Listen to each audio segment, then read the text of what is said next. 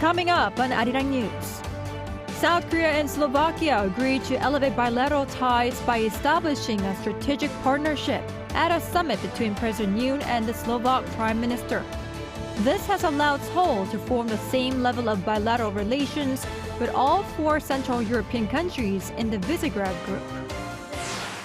Korea's industrial output saw a monthly rebound in August for the first time in 4 months, on the back of robust auto and cheap production. A gauge of private spending, retail sales too rose by the most in 18 months. Even after the latest assassination of Hezbollah's longtime leader, the militant group vows to continue its fight against Israel and defend Palestinians during its first public address.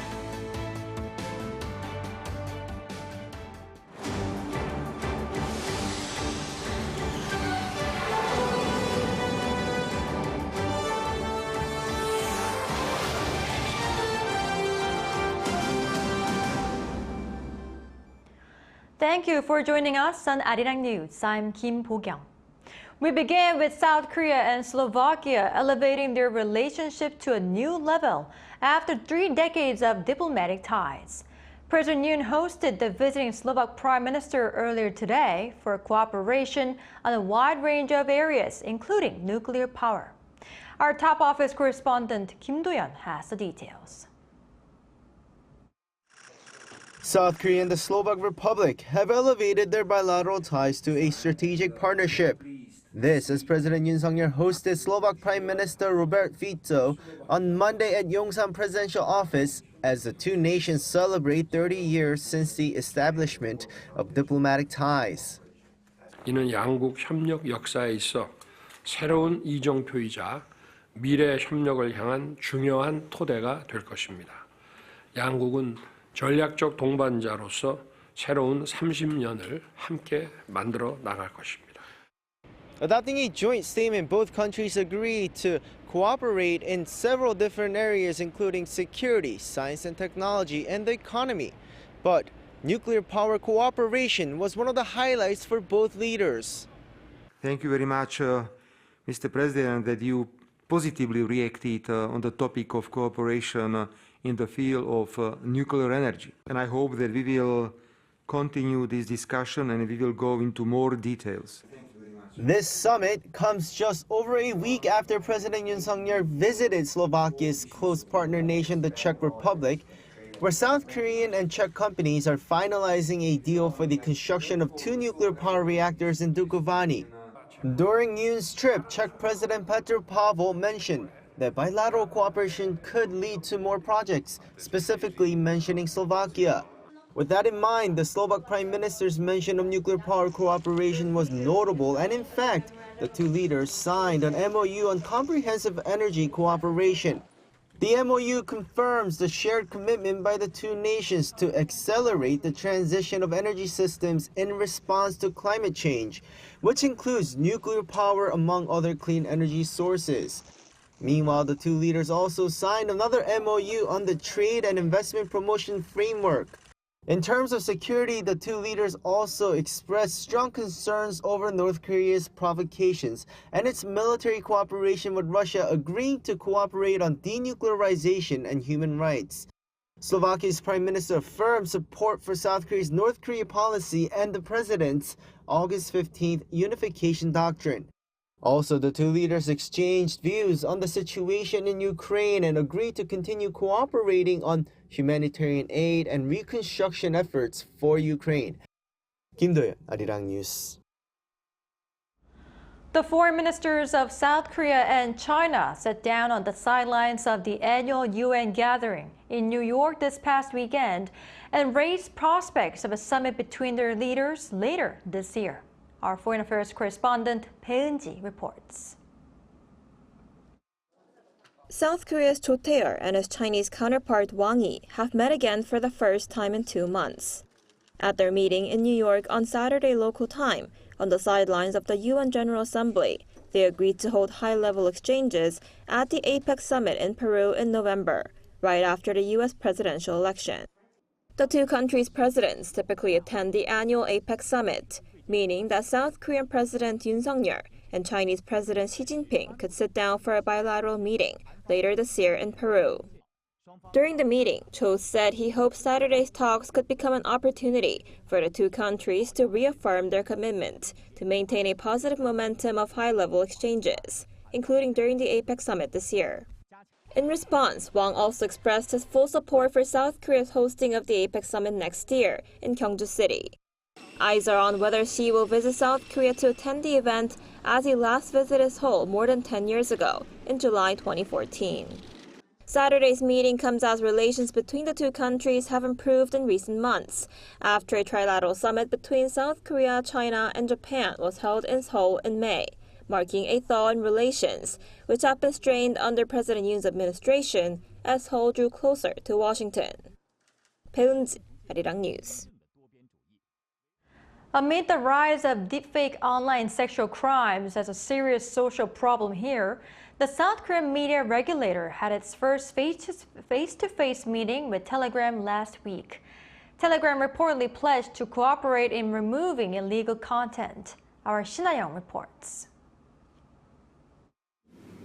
The encrypted messaging app Telegram, where numerous chat rooms suspected of creating and distributing deepfake sexual content have been discovered recently in South Korea, has pledged zero tolerance for such deepfake criminal pornography. The Korea Communications Standards Commission announced on Monday that it had its first face-to-face meeting with Telegram on Friday, although it did not specify the location or participants. According to the commission, Telegram stated that it understands the issue of deepfake sex crimes in South Korea, adding that the platform will respond firmly to address the problem. In addition to digital sex crimes, Telegram also pledged to cooperate on addressing other illegal content on the platform, such as pornography, prostitution, drugs, and gambling. Telegram also agreed to take active measures against illegal content on its platform when requested by the Commission, which has exclusive authority over content review and legality in the country. In addition to the existing hotline, a new hotline will be set up between the Commission and Telegram to speed up responses to content violations. The KCSC possibly assessed the first meeting, expecting illegal content to be removed more swiftly. Meanwhile, the Ministry of Education reported on Monday that a total of 799 students from elementary to high school, along with 31 teachers, have fallen victim to deepfake videos this year. Shin-young, Arirang News. Meanwhile, the prosecution on Monday sought a 3-year sentence for the main opposition Democratic Party leader Lee Jae-myung for allegedly suborning a former mayoral secretary to provide a false testimony in a 2018 election law violation case involving him. At the final hearing of Lee's trial at the Seoul Central District Court, the prosecution said that Lee disrupted the judicial order by encouraging a false testimony to conceal his lies.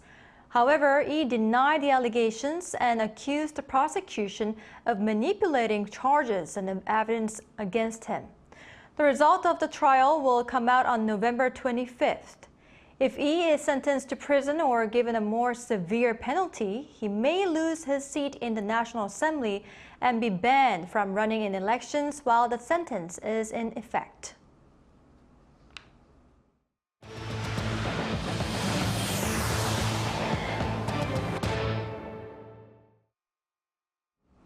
On the economic front, findings for the month of August show a rebound in industrial output affected by a rise in auto and semiconductor production.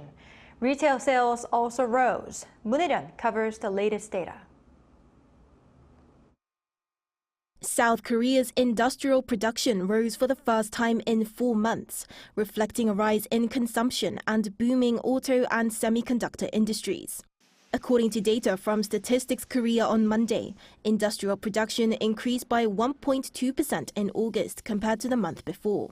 This marks a turnaround after 3 consecutive months of decline, with falls seen in May, June, and July.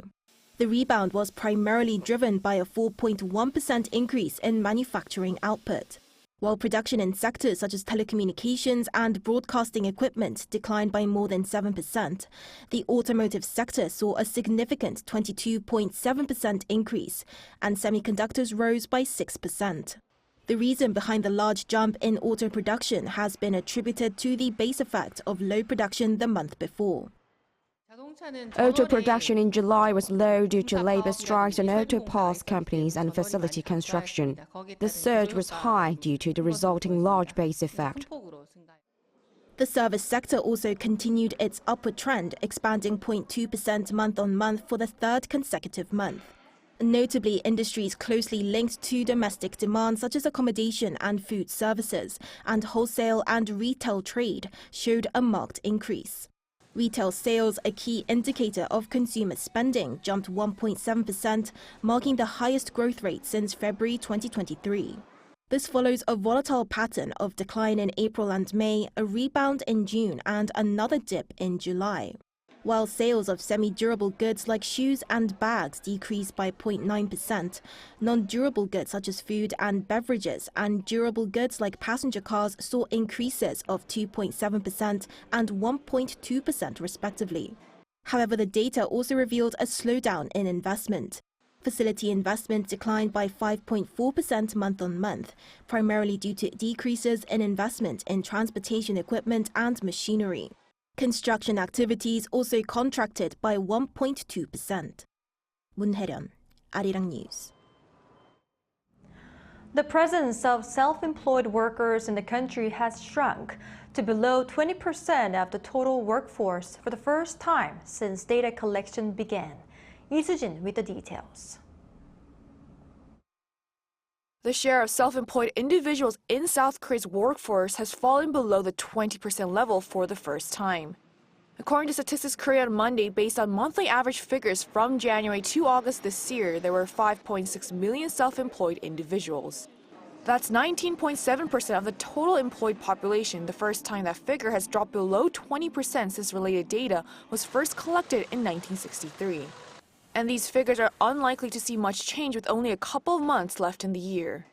The share of self-employed individuals has been seeing a downward trend since first recording 37.2% in 1963, and then falling below the 30% mark in 1989, and narrowly avoiding falling below 20% last year. This has led to the share of non-wage workers, which includes self-employed and people working their family business, falling to a record low of 22.8% this year, nearly one-third of the 68.5% recorded in 1963. The proportion of people working in their family business came to 3.1% out of the total employed this year. But the share of non-wage workers still remains relatively high compared to the rest of the OECD. Out of the 30 OECD nations, South Korea came in at 5th last year, behind Colombia, Mexico, Chile, and Costa Rica.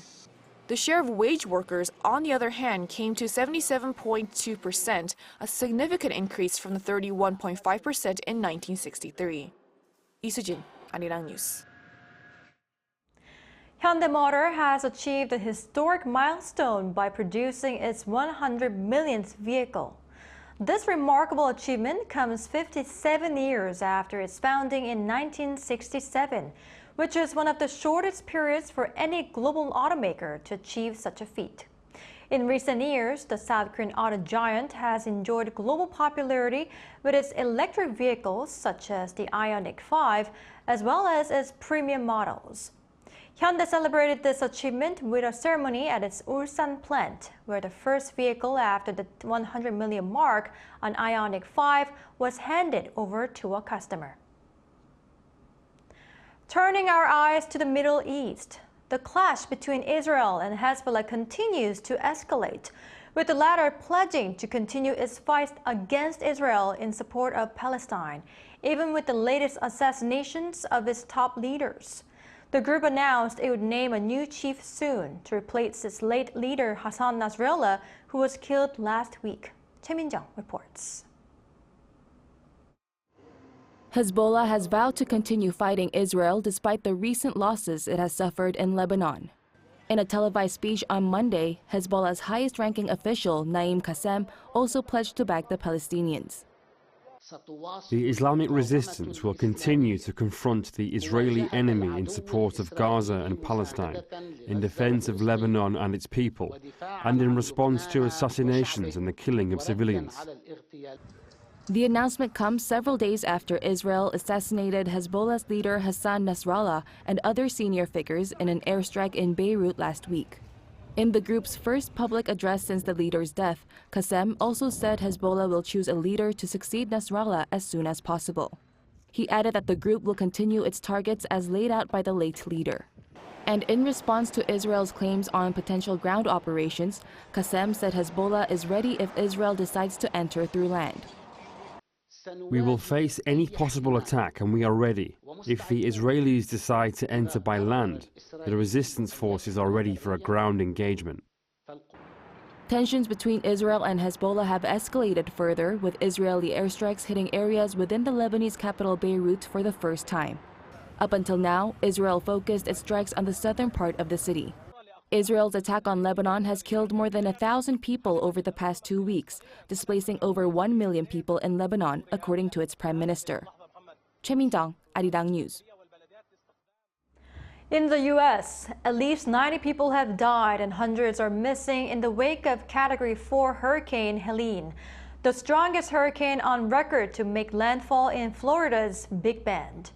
Helene hit the southeastern U.S. on Thursday evening local time with wind speeds of 225 kilometers per hour. Massive damage and fatalities were reported across 6 states, including North Carolina, Georgia, and Florida, forcing the authorities to airdrop supplies as they tried to restore power and clear roads after Helene left people stranded and without shelter. People are also facing frustration from disrupted fuel supplies with hours-long lines to fill up empty tanks, while supply shortages are being reported by more than 1 million households. The number of hurricane-related deaths is expected to climb as the authorities fear they will discover more bodies among the missing. On the culture front, Korea recently hosted the world's first Webtoon Festival and related awards ceremony. Our culture correspondent Song Yujin has the highlights. Korean culture has long been defined by K-pop and K-dramas, but now a new star is in the spotlight: Webtoons. The latest data from South Korea's Culture Ministry shows the country's webtoon and cartoon industry was valued at $1.9 billion.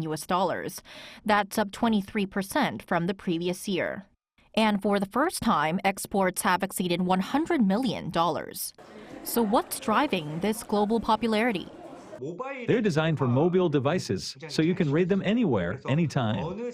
The vertical format fits perfectly on smartphones, and the stories are fast-paced and trendy with each episode offering a complete storyline. So as a Webtoon powerhouse, South Korea is the host of this year's the first ever World Webtoon Festival. So here, fans can try out and start off their experience by taking a picture with their favorite characters. From pop-up stores to exhibitions dedicated to popular webtoons, there's plenty to explore. But beyond the fanfare, this festival represents something much bigger for the industry.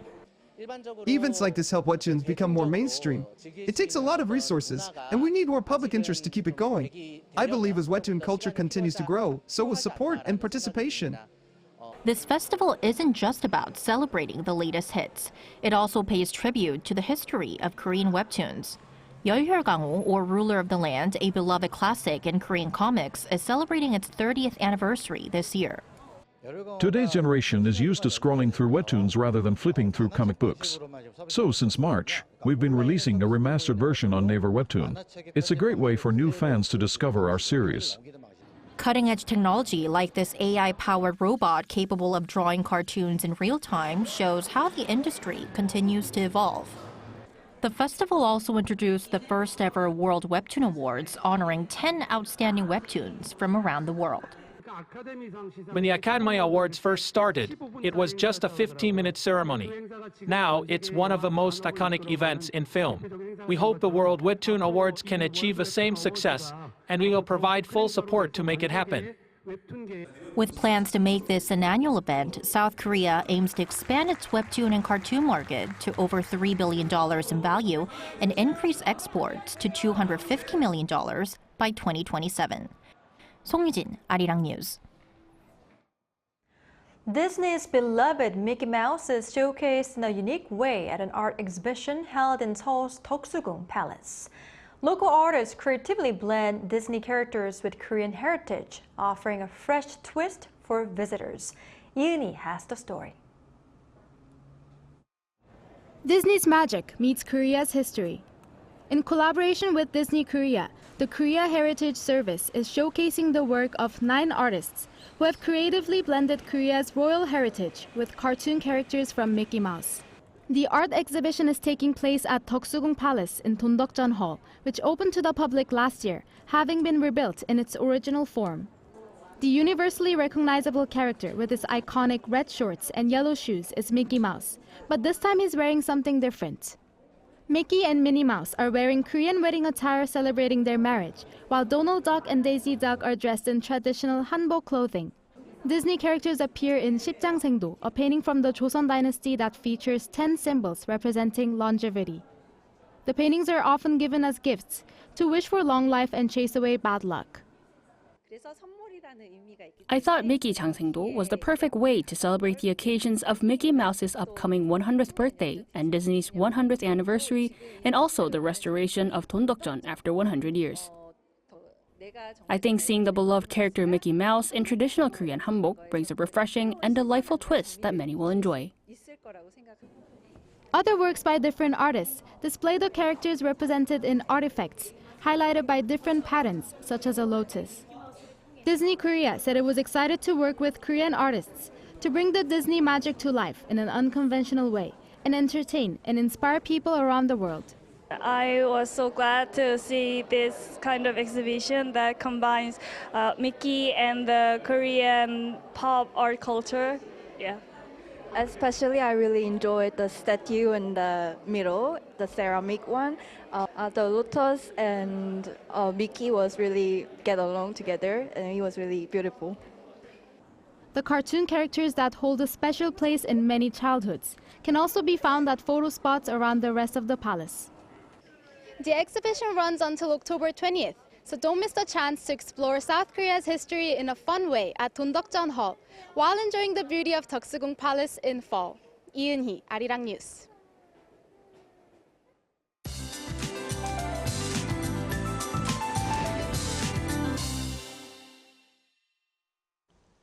It will rain in most parts of the country tomorrow, and the temperature will drop sharply as the cold air comes down after the rain stops. Tomorrow's daily highs in Seoul will be 22 degrees, about 6 degrees lower than today, and it will be chilly because of strong winds. Rain will start early tomorrow morning from Incheon and northwestern Gyeonggi-do province, and it will mainly fall in the west in the morning. In the afternoon, the rain will gradually die down, but it will rain in Gyeongsang-do provinces and on Jeju Island, and rain will continue in these areas until Wednesday dawn. Tomorrow morning, the temperature is expected to be 20 degrees in Seoul and Busan, 18 in Gwangju and Daegu. Daytime temperatures will be mostly 5 degrees lower than today. It will rain in most parts of the country in the second half of the week, except the Seoul metropolitan area. That's all for Korea. Here are the weather conditions around the world.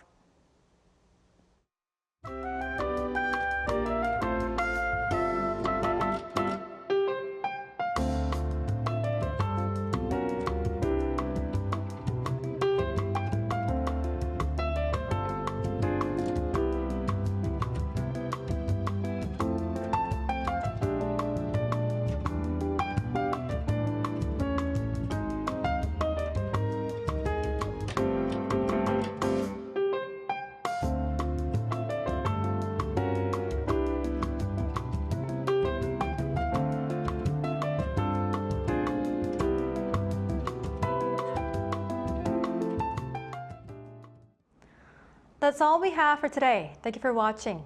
Tomorrow is the 76th Armed Forces Day, and we will be bringing you live coverage of a special ceremony before our noon edition of Arirang News. Until then, goodbye.